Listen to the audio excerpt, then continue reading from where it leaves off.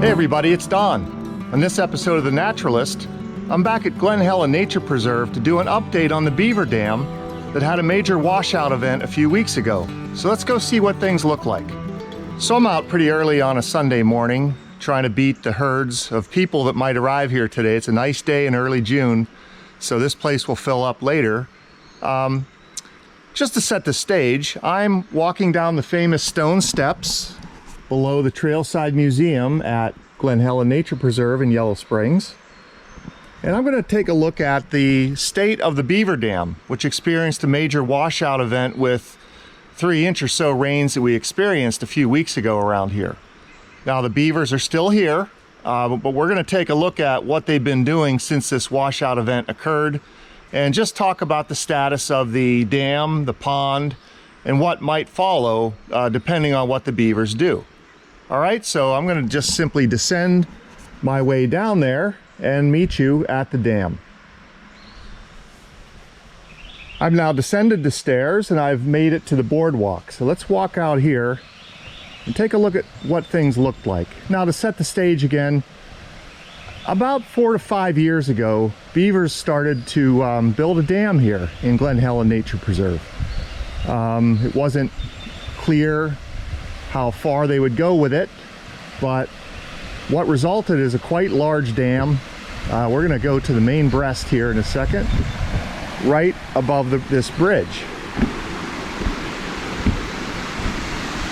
Okay, and so this was the dam.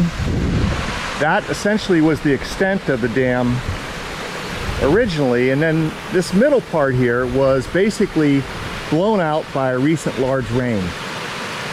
Okay, and it's still probably about 2 feet below its peak max height.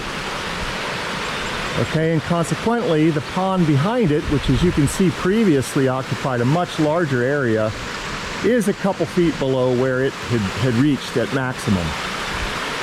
And so now that was blown out more from the flood, and so there have been some repairs there.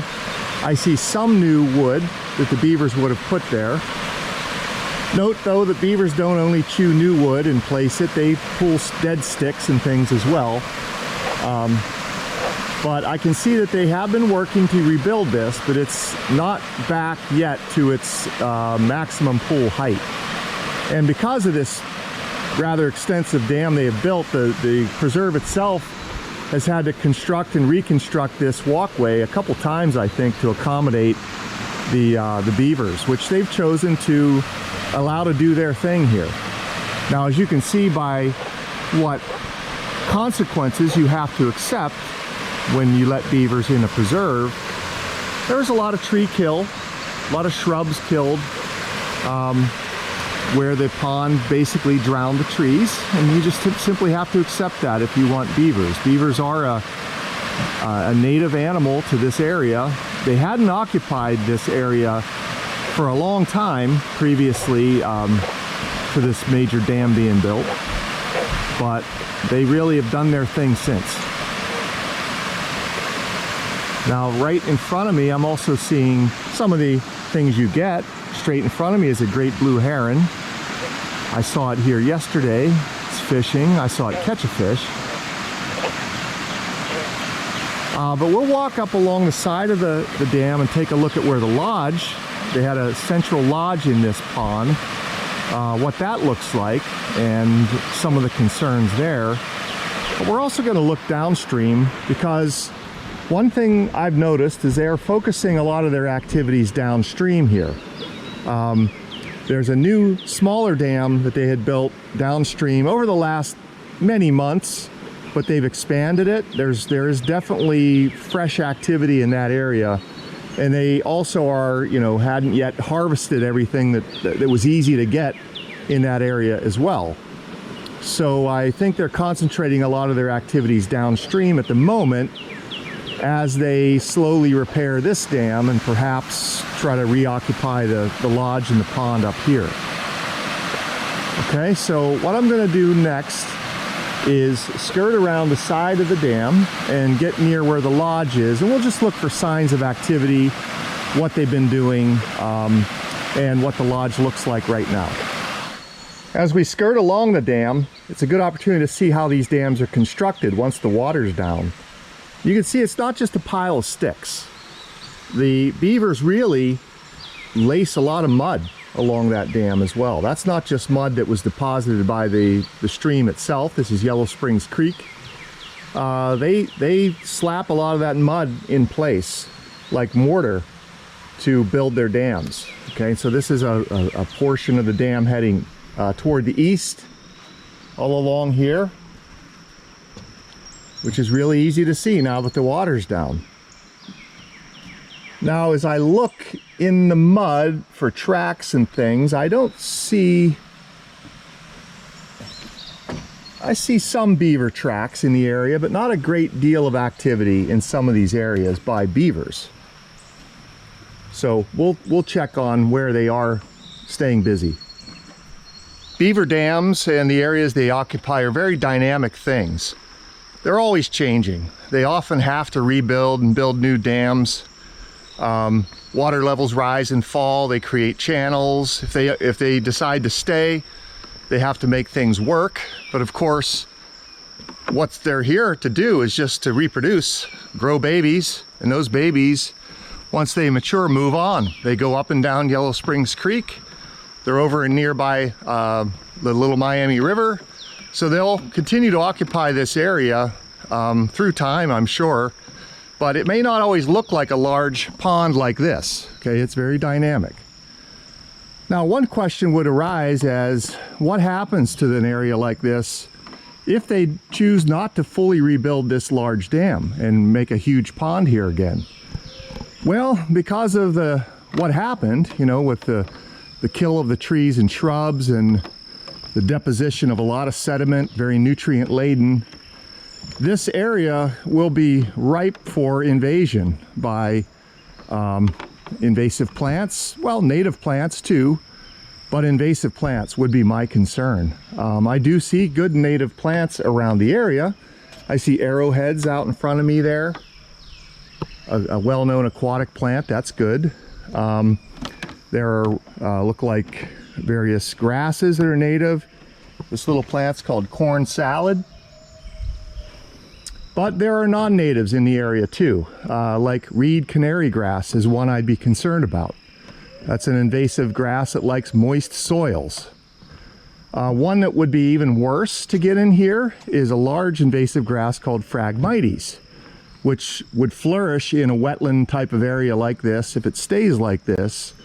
And it is not far away. I have not detected it here yet, but it's in preserves not far from here, down the highways, in the ditches. I've seen it. So it quite possibly, almost certainly will find its way here eventually. And that's a large invasive grass. It's like the scourge of coastal wetlands around the Great Lakes, even the saltwater marshes as well.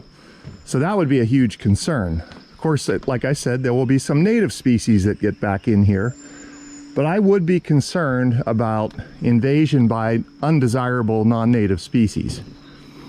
So that area is just simply ripe for invasion right now. So in that sense, we want the beavers to rebuild that pond and flood that again. Now, we're approaching the lodge. We have a little ways to go here. Now you can see a lot of the trees that are down are things that beavers have cut, or things that had to be kind of cut down and cut apart to clear this trail, keep this boardwalk open. They didn't cut that big tree down, of course.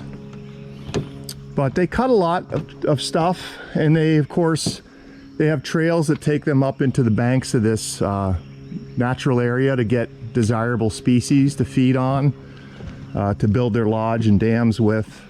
And so as I look in the mud here, I'm mostly seeing raccoon tracks.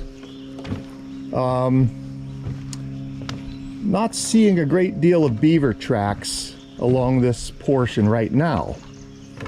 And this is something I noted yesterday as I walked around this area, that I didn't see a lot of beaver activity up in this area, which is making me think they are really focusing efforts downstream. And we'll go take a look at that shortly. Now, In front of me about 50 feet is the lodge. Okay, and that lodge previously was perched in the middle of water, which is what they want. A lodge will have several entrances, and for a lodge to be most effective, those entrances should be underwater. So they'll enter the lodge underwater and then rise up above the water level into their different chambers where they live and raise their young and such. And so right in front of me, if you see the green vegetation there, just below that is one of their former entrances, and it's now exposed. Now, if this lodge is still being used and occupied, that's a risk. Like predators, for example, could enter that lodge quite easily unless they plug that entrance with sticks and mud. And on the other side of the lodge is the main stream channel, and there's still some depth of water in that channel, so they may have an underwater entrance to the lodge on that side still. I presume they would if they're still occupying this lodge. Now, people say they have seen them still doing things at this lodge. I have not. I haven't had the fortune to see the beavers while I've been here, times I've visited here. But that was the lodge, which is currently at risk, the way it's currently perched out of the water. Again, beavers don't always have a lodge that's in the middle of a pond, your classic roundish beaver lodge. They often have a bank lodge, which is just a pile of sticks like that, but perched against a bank. You see this a lot on rivers and big lakes. But they still have an underwater entrance to that lodge. They come up into it from below the water line and then get up into their chambers that are above the water line. So that's the current status of the lodge. To me right now, without being able to get out there, I can't see how much activity might be going on there at the moment. Okay, so I won't continue farther. That sort of at the extent of our view is how far back the pond influenced this area. You can see where the dead trees are. Okay, that was the entire beaver influenced area. Okay, out in front of me there is a pileated woodpecker or pileated woodpecker. These are the kinds of things you get that take advantage of these dead standing snags. These trees are now what we would call snags. Still important ecologically, but they will eventually fall, and this area will be more of an open, marshy kind of wetland area, depending on what the beavers decide to do. Okay, so now let's proceed back down below the bridge to see the newest area that they've been working. We're now about 75 yards below the bridge and where the original large dam was or is. And I'm now next to Birch Creek. So this creek over here is called Birch Creek, and the Yellow Springs Creek and Birch Creek will meet just ahead of me, another 50 yards. And this is where the beavers are expending a lot of energy these days. So let's take a look. Here's just some fresh sign of that. There's some chew marks there on a blue ash. And of course, the nature preservers recognize that this is where they're doing a lot of their current work and has caged some trees they'd rather not lose. Beavers do need to cut trees down to feed on the bark and use the stems to build dams and lodges, but they do occasionally do this annoying thing where they will just chew girdle trees. They'll just chew a strip of bark from the tree and leave it standing, not even cut it down. And so it's sort of like for a foot wide strip of bark, they can kill a 200-year-old tree and not even really use the tree. That's kind of annoying. I get that for sure. So these trees have now been protected with chicken wire, which is enough to deter their activities so that they don't lose these trees. But here's where the two streams meet.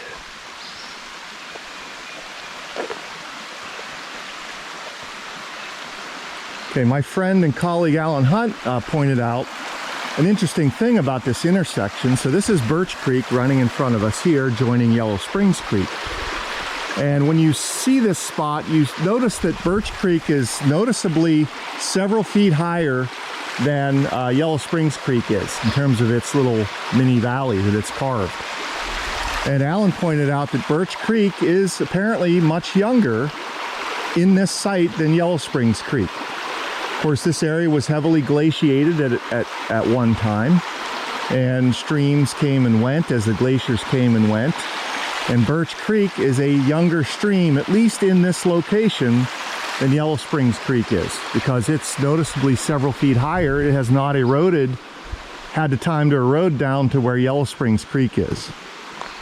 Okay, now this is Yellow Springs Creek, which again is pulled up here.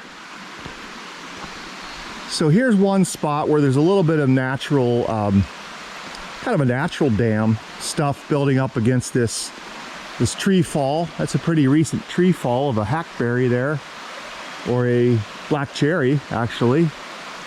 And there's some natural buildup of stuff. I don't know if the beavers are trying to enhance that or not. But right upstream from me here is the newest dam that the beavers have been working on. Now this dam has been here for a long time too, but they hadn't spent that much time on it. It was small, but I've noticed they've made it larger, and I think this is where, again, they're doing more work. In long occupied beaver areas, especially in small streams, there's often multiple dams in a sequence. And again, they come and go. They harvest an area and they sort of exhaust their resources for a while. So they need to move the dam to a new spot while the area they previously occupied regrows. So here I'm going through a sea of pawpaws to get to this. Okay, so this dam is still intact, and of course would have been greatly impacted by that flood as well, but they have rebuilt this, and I see freshly cut material. In fact, that's honeysuckle. That's nice that they've cut and placed in this section to keep this pool intact. Now this is a pretty long pool. It's not particularly wide, but that's a pretty deep channel. That's probably 4 feet deep or so. And it extends up to, just out of our view is the bridge where I started. See if I can see that. Okay, right upstream there is the bridge. And so people have seen them in this body of water. And again, they also use a body of water like this as a highway to haul materials up to, say, their main dam, you know, so they could be down here to start harvesting this area and hauling stuff back up to the main dam. Or they could choose to simply make this their new focus area. Okay, they would still have to do something about their lodge, perhaps make a bank lodge instead of the central, you know, lodge in the center of the pond. That remains to be seen. I've got a whole crowd of kids coming down the hill, so but this is where I think they're doing a lot of their work. There's been a lot of tree cutting here in the last year or so. Here's just an example. That's not brand new, that's probably last year. Okay, and here's that tree. I think that very tree that they cut laying here now got over here, maybe, I don't know how, with the flood. It's completely debarked by the beavers. All right, so they got that one down and they completely took the bark off, but of course that log is too big to be useful to build a lodge or dam with. They can only use the smaller limbs for that stuff.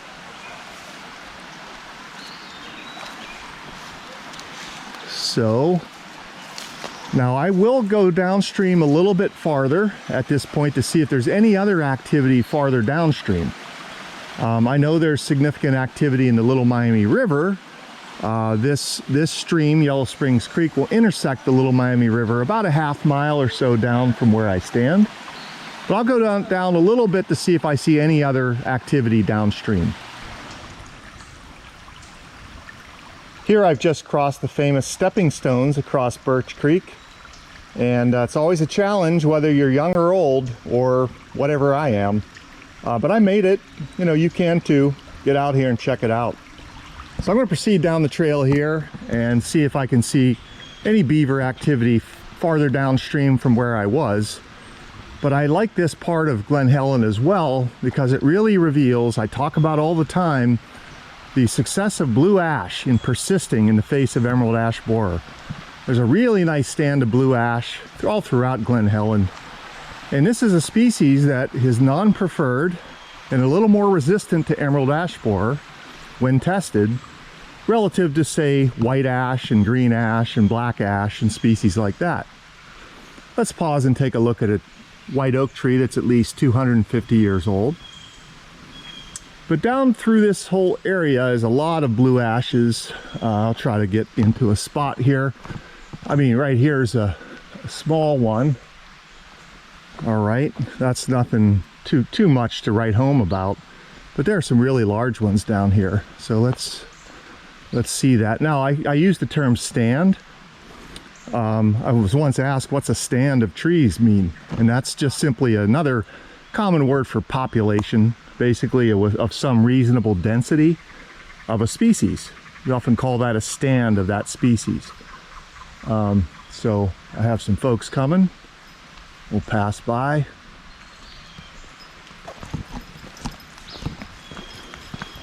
Hi. Morning. Hi, thanks.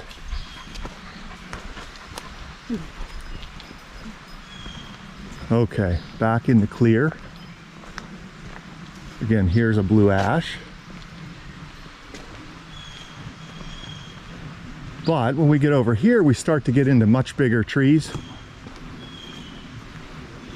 There's a lot in this area of this particular dimension. Some more stepping stones, but here's a nice blue ash. Okay. I can't see the canopy here, but I can see it from up the trail. Perfectly healthy, 2 feet in diameter or so. Here's another. A little smaller, but still really in great health.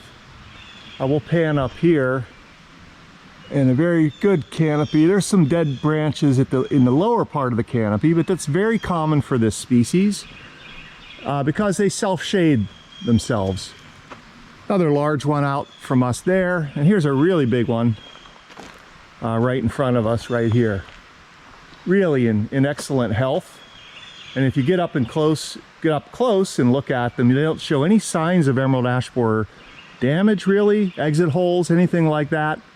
So these are our best hope for ash trees in the aftermath of emerald ash borer at the moment, due to their natural non-preference and resistance to the beetle. There's a lot in this area. I can just glance around and see a couple dozen of them. There's one particularly large one in a section of Glen Helen. It was a former Girl Scout camp. It's about 4 feet in diameter. I haven't seen it in a few years, but I'd like to check that one out to see if it's still in good standing, but these trees certainly are. Here's just yet another. The good canopy. Nothing like a good canopy. Okay, I'm going to go downstream and look for a little bit more beaver activity and let you know what I see. This is just a massive tree appreciation segment. This massive bur oak behind me. This hugely blocky bark. This thing's about 3 feet in diameter, maybe even more. And it has really divided leaves for a bur oak, but I'm almost certain it's a bur oak. I don't know what else it would be. It's not your standard white oak, that's for sure. But that blocky bark is real telling for a bur oak.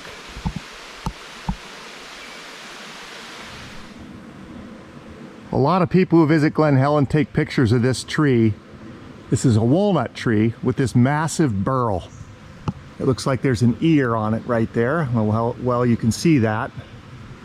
But this is a growth, tumor-like growth that trees can get when lateral buds get infested or infected, usually with viruses or bacteria. And it alters the growth of lateral buds into, rather than making a branch, they make this tumor-like growth. Now, as I stand here, this burl is even more interesting because it is hosting bees. It's hosting, I can't even tell if these are honeybees or what they are. I think they're honeybees, yeah. There's a honeybee hive inside this burrow. And they are busy. They are busy as bees. Just like busy as beavers. So it's hollow enough inside there, I guess, that these bees are using this burrow as a hive. It's awesome. And I'm gonna walk gently so I don't, unfortunately not allergic to bees that I know of yet. This appears to be the main entrance right above me here in one of the ears.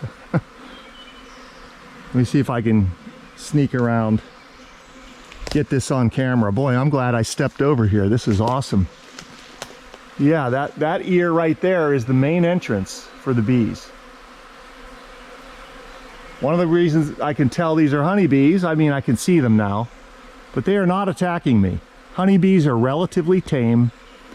And now if I stuck my hand in that nest, I'd get attacked like crazy. But if I stand here still and just watch, they'll fly all around me. They won't bother me. And I also am not allergic, so I'm not very concerned. But other folks who are allergic should be.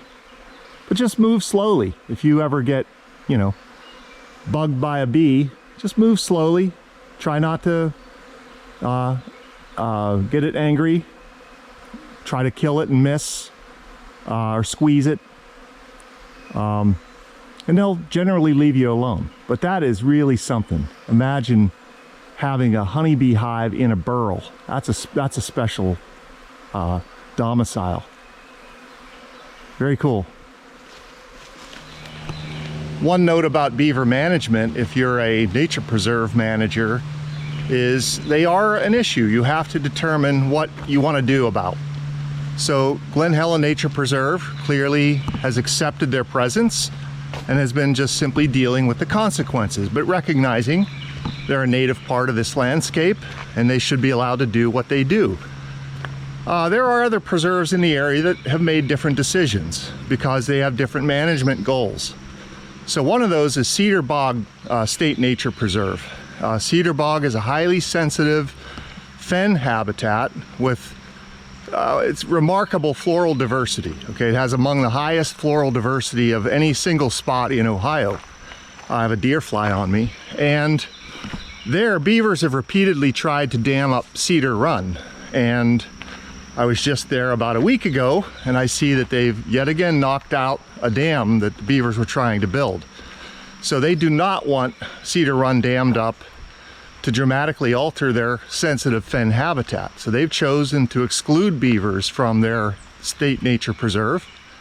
Other places like the Beaver Creek Wetlands Complex, there are certain areas where they've removed beaver dams and other areas where they've allowed them to stay. So they are clearly a management concern because of their engineering activities. You can't ignore it. But again, here at Glen Helen, they've chosen to accept that and let beavers be beavers. So I'm now a quarter mile downstream of the dam or so. Little falls, mini cliffs lining Yellow Springs Creek here. This is a popular rock that people hang out on. And I'm not seeing much beaver activity downstream here. So most of their efforts still seem to be focused upstream there. And I'm not going to proceed any farther south at the moment, southeast, but all things are cleared through here. So I think what I'll do is end the segment here and sign off for today with this update of the Beaver Dam in Glen Helen Nature Preserve. So this is Don signing off. See you next time. Bye-bye.